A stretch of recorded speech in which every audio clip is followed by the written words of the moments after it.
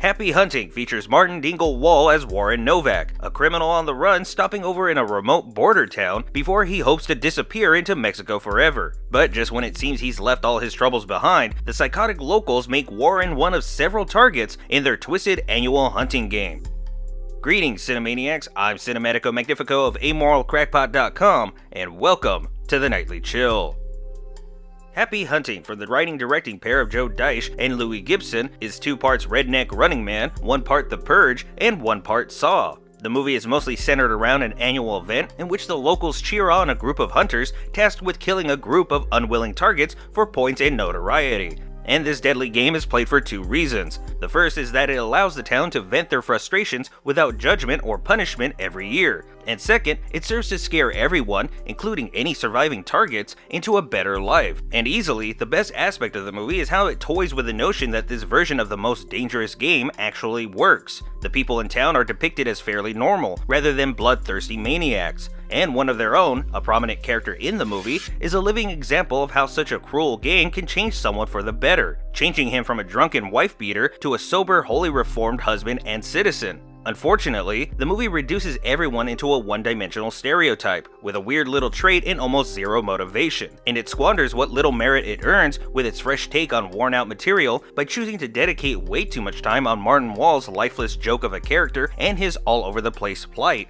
Now, it should be made clear that neither I nor anyone else should expect much in the way of high-caliber acting when it comes to what is clearly a movie embracing its low-budget B-film spirit. And really, aside from Ken Laley as the reformed local man Steve, the rest of the cast fails to provide a single memorable performance. But even if Martin Wall could manage to be anything but boring anytime he's on screen, his character, like everyone else's, simply has little to offer, which makes it all the more frustrating that so much screen time is dedicated to showing us how much of a mess Warren really is. Because Warren is not only some common criminal, he's also a grimy, lazy drug dealer and a murderer. He's also an alcoholic. He's also, for some reason, trying to sober up cold turkey. And he also maybe might be a father. And yet, none of that matters. Warren has no arc, the movie has no point, there's no real depth to its characters or story, but rather weak, shallow attempts at such. Nor is it all that entertaining. It provides little in the way of scares, thrills, or kills. There's little in the way of camp, melodramatics, or spectacle. None of the targets are sympathetic enough. None of the hunters are dangerous enough. None of the deaths are gross, scary, or exciting. In fact, the movie goes out of its way to highlight just how incompetent and stupid the whole thing really is. For example, the only person in the movie who comes across as a legitimate threat, a local war veteran and retired sharpshooter, is initially shown to be a perfect shot, only to quickly reveal that, for some reason, he can't hit the broadside of a barn at even close range.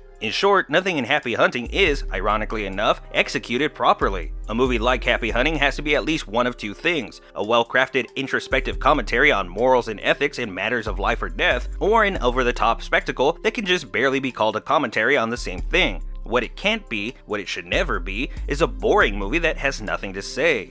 Now, there are a number of great ideas and concepts present in Happy Hunting, such as the setting and the teasing of a moral and ethical gray area with a concept that is often the failed domain of madmen and evil governments trying to rein in a frightened, out-of-control populace. There is a great performance to be seen on the part of Ken Laley. His character's fall and rise and fall hints at what the movie could have been. Unfortunately, the movie is what it is, and what it is a bad, boring movie. And when there are a number of similar movies with similar premises and plots that are neither bad nor boring, and in fact are superior in just about every conceivable fashion, there's no point in spending any time with one that has little to no desire to, at the very least, entertain you. Happy Hunting is a no-chill. That's gonna do it for this episode of the Nightly Chill. As always, this show is brought to you in part by our fans. If you enjoyed the show, please be sure to subscribe, like, follow, and share. And if you'd like to find even more reviews, or perhaps learn how to support the show, please visit AmoralCrackpot.com. Finally, The Nightly Chill is written, voiced, and produced by me, Steve Arviso. Agree or disagree with today's review? Let me know however you can. But until next time, y'all need to make like a tree and get out of here.